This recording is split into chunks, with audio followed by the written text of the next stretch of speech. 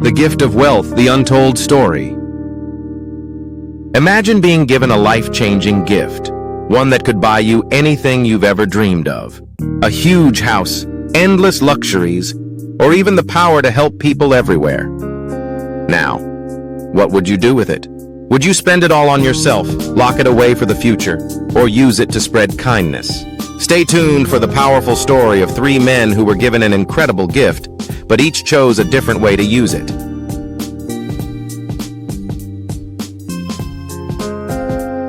Their choices led them down surprising paths, revealing an unforgettable lesson about what truly matters. Don't miss this chance to uncover the real meaning behind our blessings. Once a wise and kind God decided to bless three men with a very special gift, the gift of wealth. Each man received the same amount of money and could use it however he wished. God hoped they would use this gift wisely, to make a difference not only in their own lives but also in the lives of others. Let's follow the journey of each man to learn how he used his wealth and what we can take away from their story. Meeting God and receiving their gifts. The three men were all very excited when they learned about their blessing. They were ordinary people living simple lives, but each had dreams, goals, and plans. When God gave them their wealth, He did not give them rules. They were free to choose how they would spend or use their money. All God asked was that they use their wealth in a way that would make Him proud. The three men nodded eagerly, thanking God for this amazing opportunity. Each went off in his own direction with different ideas about what to do with the gift. The first man, spending wealth on himself. The first man felt thrilled to be wealthy. He had always dreamed of living a luxurious life with all the best things money could buy.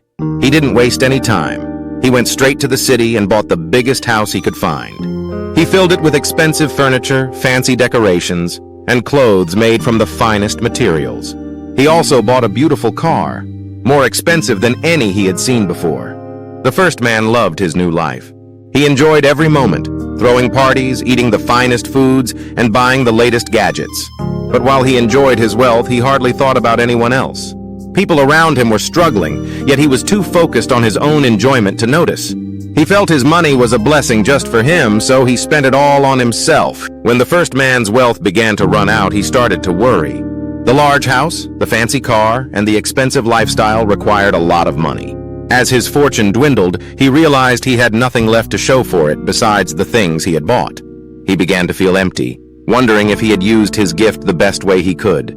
The second man saving it all. All the second man had different plans. He was cautious and careful and thought about his future. He decided he would save every penny of his wealth for later, just in case he ever needed it. What if hard times come, he thought. I need to be prepared. So he put all his money into a safe place, where no one could find or use it but him. The second man felt proud of himself. He knew that he would always be secure, no matter what happened. But as time went on, he began to notice that he wasn't making the most of his wealth. He never spent it, not even on small things that might make him happy. He missed out on opportunities to help others or even enjoy his life. He kept everything locked away, worried that he might one day lose it. Over time, the second man realized he was becoming lonely. His friends would often invite him to join them, but he always refused, afraid of spending any of his money. He saw people around him who were in need, but he felt he couldn't help because he wanted to keep his wealth safe. Though he had lots of money saved, he felt like something was missing. The third man, sharing and giving. The third man thought carefully about how he wanted to use his wealth. He decided that he wanted to make a difference, not just in his own life, but also in the lives of others. He thought about all the good things he could do with his money. I want to help people, he said to himself, and make the world a better place. So the third man went out and started sharing his wealth with those in need. He donated money to charities around the world, helping people who were struggling and had little. He provided food, clothes, and shelter to families who needed support. But he didn't stop there. He also helped build schools and churches in his community, places where people could learn and find comfort. The third man felt joy in his heart each time he used his wealth to make someone's life better. He knew he was making a difference, and he was grateful for the opportunity to share his blessings.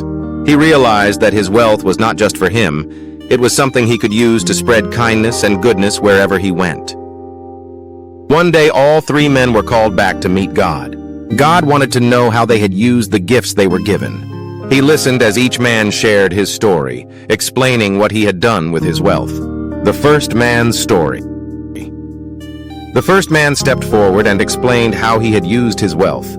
He told God, "I spent my money on everything I ever wanted. I bought a big house, fancy clothes, and a nice car. I enjoyed every moment of it." He hesitated before continuing, realizing how his story might sound. "But now I have nothing left. I spent it all, and it didn't bring me lasting happiness." God looked at him with kindness and said, "I see that you enjoyed your blessings, but there was much more you could have done. Wealth can bring joy to others too, and it can make the world a better place when shared." The second man's story. The second man spoke next. "God, I kept my wealth safe. I was worried about the future, so I saved every bit of it. I didn't spend it on myself, but I also didn't use it to help others. I thought I needed to keep it secure, but now I realize I missed out on many chances to make a difference." God nodded and replied, "Saving is wise, but sharing brings greater joy. Wealth is a blessing meant to be used, not kept hidden away. You had a chance to help others, but fear kept you from making the most of your gift." The third man's story. Finally, the third man stepped forward, smiling. "God," he began, "I used my wealth to help others. I donated to charities, helped the needy, and built churches and schools to serve people in my community. I tried to make a difference wherever I could." God was pleased and smiled warmly at the third man. "You used your gift wisely, sharing your blessings to make the world a better place. Your kindness and generosity have brought joy to many, and I am proud of how you used your wealth." The outcome, a second chance. God welcomed the third man into heaven, grateful for his kindness and wise choices, but he didn't turn away from the first two men. Instead, he gave them a second chance. He sent them back to earth with their wealth restored, hoping they would use it differently this time. The first two men were filled with gratitude for this second chance. They promised to use their wealth to help others and bring joy and kindness into the world. They had learned that blessings are not just for ourselves, but are also meant to be shared. The lesson, using our gifts wisely. This story teaches us something important. The gifts and blessings we have, whether it's money, talent, or time, should not be wasted.